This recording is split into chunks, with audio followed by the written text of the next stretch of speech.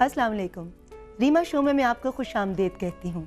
नाजरीन, अपने शो में मेरी कोशिश उस इंसान से मिलने की होती है जो एक सेलिब्रिटी के अंदर छुपा होता है, मेरे जैसा, आप जैसा इंसान, जिसकी अपनी फीलिंग्स हैं, अपनी खुशियाँ हैं, कुछ दुख हैं, कुछ बातें हैं, गए दिनों की, उजड़ी महफिलों की, खो जाने वाले साथियों की, चंद इल्ज़ाम हैं, कुछ बहतान हैं, जो कुछ सच हैं और कुछ झूठ हैं। इन्हीं बातों, यादों, चाहतों और वजाहतों का मजमुआ ये मुलाकातें हैं, जिनमें मैं आपको भी शामिल करती हूँ। मेरे आज के मेहमान एक कामयाब बिजनेस टाइकून, फ्लैम्बॉयंट पॉलिटिशियन, एक स्विंगिंग सोशलाइट, इस मुल्क के सबसे बड़े सूबे के गवर्नर, जिनकी ज़ात स्कैंडल्स और कंट्रोवर्सीज में घिरी रहती है, जिनके बयान एलिगेशंस और डिबेट्स को जन्म देते हैं। कुछ भी हो, he knows how to remain in the news all the times. आइए मिलते हैं जनाब सलमान तासीर साहब और उनकी बेगम आमना तासीर से। अस्सलाम वालेकुम। वालेकुम सलाम। बहुत अच्छी लग रही हैं आप। Thank you. सलमान साहब, आज इंटरव्यू का आगाज़ मैं आमना जी से करना चाहूँगी, क्योंकि आपसे तो बहुत से लोग सवाल करते हैं और आपके माशाल्लाह ज़बरदस्त किस्म के जवाबात होते हैं। मगर आमना, आपसे मैं सबसे पहले पूछना चाहूँगी कि सलमान साहब की ज़िंदगी में इनकी पहली प्रायोरिटी क्या है? गवर्नरशिप, बिजनेस या फैमिली? आई थिंक फैमिली कहूँगी। फैमिली वुड बी प्रायोरिटी, फिर गवर्नरशिप और फिर बिजनेस। ये आप सच्ची वाली बात कर रही हैं? हाँ।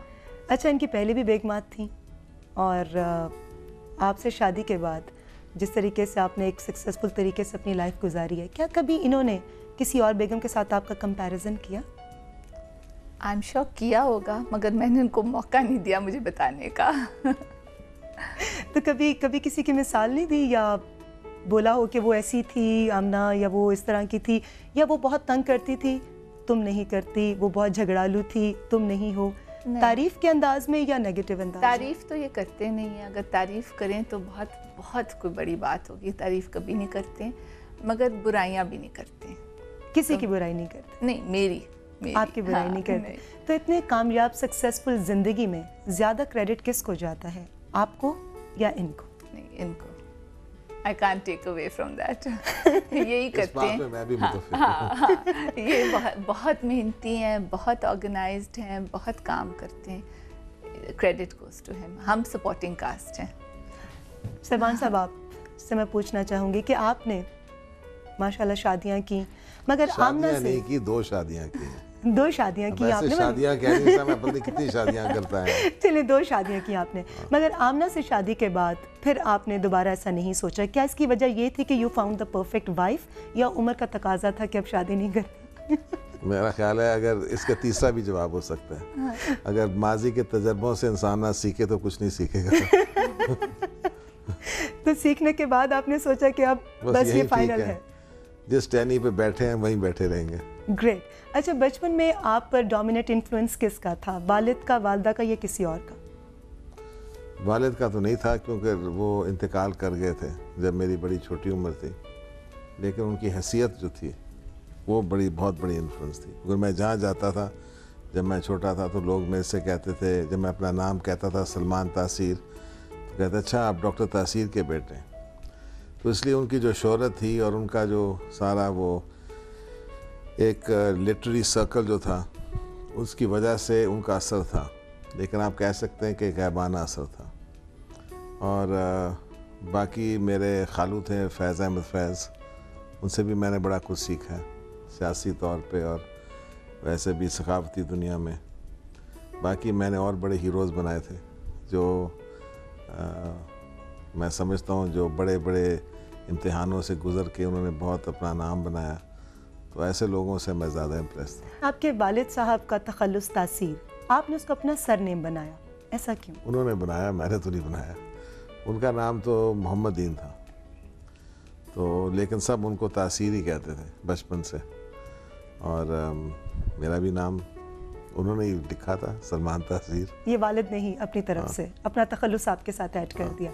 अच्छा, आपका कोई सियासी बैकग्राउंड नहीं है, तो फिर आप सियासत में कैसे आ गए एकदम? देखिए, मेरे वालिद साहब सियासी वाबस्तगियाँ बहुत थी, वो बड़े पॉलिटिकली कॉन्शियस थे, वो एक्टिव थे पाकिस्तान मूवमेंट में। और इनफैक्ट जब वो लेक सक्सेस में यूनाइटेड नेशंस की 1950 में जो पहले वो इजलास था, जहाँ इनफैक्ट 1949 जहाँ कश्मीर की प्लेबसाइट की एग्रीमेंट सारी साइन हुई थी, तो उन्होंने सारा ड्राफ्ट किया था। तो इस तरह उनके सियासी लगाव बहुत था। वो सियासत में नहीं थे, लेकिन फिर बचपन से हम सियासत के बारे में सुनते थे, पढ़ते थे, बड़े बड़े सियासतदानों के नाम सुनते थे, इनकलाबी सियासतदानों के नाम सुनते थे। तो फिर इस तरह ही सोच बदलती रही मेरी। बाबा आपके शायर खालू फैज़ साहब, इतना बड़ा नाम उनका भी, इतना बुलंद मकाम, और मैं न कट्टू। मगर आपकी जीन्स में वो शायर वाली कोई बात नहीं, तो आप इस फील्ड की तरफ खुद नहीं आए? या आपको किसने कहा कि शायर हुआ है? मैं मुझे शेर व शायरी का बड़ा शौक है। लिखे आपने कोई? लिखना देखें एक बात है, कोई लिखता भी है, कोई पढ़ता भी है। आपने कुछ सुनाना चाहेंगे, कोई कलाम जो खुद आपने लिखा हो या ज़हन में?